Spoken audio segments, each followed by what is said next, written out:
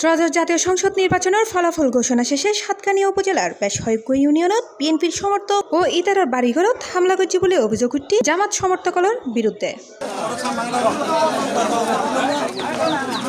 ফেব্রুয়ারি 14 তারিখ বিকেলে হামলা শিকার পরিবার গিনুর পরে দেখা করতে যায় বিএনপি প্রার্থী নাজমুল মুস্তাফা আমিন ও চট্টগ্রাম দক্ষিণ জেলা বিএনপি নেতৃবৃন্দ দল।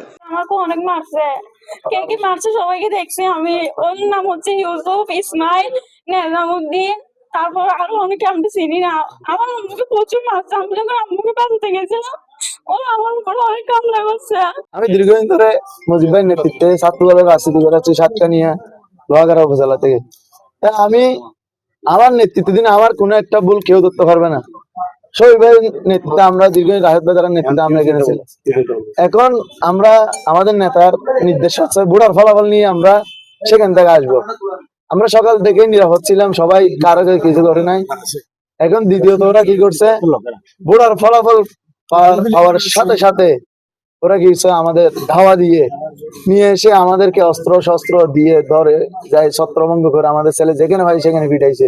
তাদের এই ঘটনার তীব্র নিন্দা জানাচ্ছি, প্রতিবাদ জানাচ্ছি। আমি প্রশাসনের দৃষ্টি আকর্ষণ করছি, এই এলাকায় যে সমস্ত দোকানপাটে হামলা হয়েছে, যাদের ঘর বাড়িতে হামলা হয়েছে, যে সকল ব্যক্তি যে সকল মা বোনদের উপর হামলা হয়েছে, তাদের আগামী 24 ঘন্টার মধ্যে সুষ্ঠু তদন্ত করে তদন্ত রিপোর্টের ভিত্তিতে যাতে এই মামলা রুজু করা হয়। C plus TV, Chittagong.